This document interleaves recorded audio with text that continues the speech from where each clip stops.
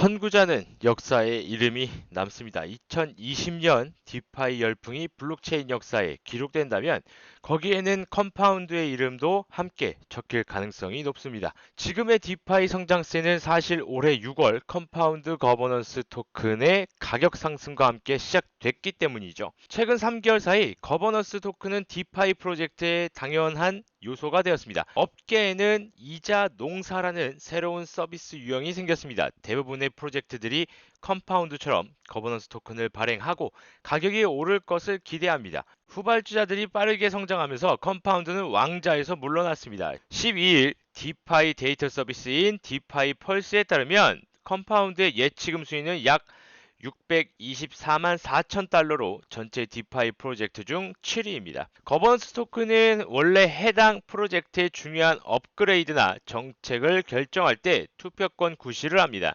하지만 일부 컴파운드 고래 투자자들이 이자 농사에 치중하면서 일각에선 지금의 시장 과열이 플랫폼의 생명력을 갉아먹을 수 있다는 우려가 나옵니다. 이자 농사꾼들이 컴파운드 토큰을 독차지할 수 없게 제도를 바꿔야 한다는 내용의 거버넌스 제안이 커뮤니티에 올라오기도 했습니다. 다른 디파이 커뮤니티에서는 찾아보기 어려운 지적들이죠. 세계 블록체인 시장의 탈중앙화 금융 서비스 열풍에 국내 가상 자산 거래소들도 속속 참여를 하고 있습니다. 자, 그러나 일각에서는 디파이 시장 열풍이 과도하다는 지적과 함께 거품 붕괴에 대한 경고 메시지가 잇따르고 있는 가운데 국내 가상자산 거래소들의 디파이 열풍 동참이 어떤 결과물을 낳을지 업계의 이목이 집중되고 있죠.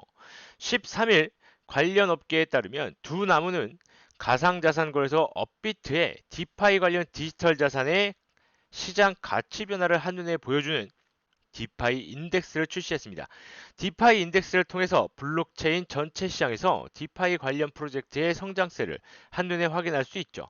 디파이 인덱스에 편입된 블록체인 프로젝트는 탈중앙화 거래 프로토콜 카이버 네트워크, 코스모스 네트워크 기반 플랫폼 카바, 트론의 스테이블 코인 저스트 총 3개입니다. 자, 그러나 한편에선 디파이 투자에 대한 경고 시그널도 잇따르고 있습니다. 디파이 정보 사이트 디파이 펄스에 따르면 디파이 플랫폼에 예치된 자금 규모는 9월 13일 오후 1시 82억 1천만 달러, 약 9조 7천억 원으로 지난 2일 96억 달러보다 10억 달러 이상 감소를 했습니다. 디파이 거품론이 일면서 일부 자금이 빠져나갔기 때문이라고 보이죠. 실제 디파이 관련 사고도 일어나고 있습니다. 디파이 프로토콜 수익 수합에 거버넌스 이중지불 결함이 존재한다는 진단이 나왔죠. 기존 토큰 보유자가 토큰을 양도하더라도 거버넌스 능력을 유지할 수 있고 토큰을 추가로 획득하지 않고도 특정인의 거버넌스 능력을 상승시킬 수 있다라는 겁니다. 수시스왑의 새로운 책임자가 된 샘 뱅크먼 프라이드 FTX 최고 경영자도 결함을 인정했습니다. 다만 아직 거버넌스 구조가 활성화되지 않아 당장 문제가 되는 것이 아니라고 전했죠. 디파이 서비스 얌파이낸스는 지난달 출시 하루 만에 5천억 원이 넘는 예치금을 끌어들였습니다. 출시 이틀째 스마트 컨트랙트 버그로 인해 프로젝트 실패를 선언하기도 했죠. 디파이 관련 토큰의 폭락에 대한 우려도 나오고 있습니다. 가상자산 시장 분석 회사인 메사리의 보고서에 따르면 지난 한 주 동안 34개의 디파이 토큰 중 32개가 하락을 했습니다. 특히 6개의 토큰은 50% 이상 폭락했죠. 연파이낸스 창업자는 지난달 열린 스마트 컨트랙트 서밋에서 디파이 시장 성장 이유에 대해서 사람들이 엄청나게 많은 돈을 벌면서 많은 자금이 유입되고 있다. 라고 얘기했습니다. 그러면서 이러한 방식의 디파이 붐은 지속 가능하지 않다며 디파이 투자가 투기로 변질되고 있다고 주의를 촉구했습니다.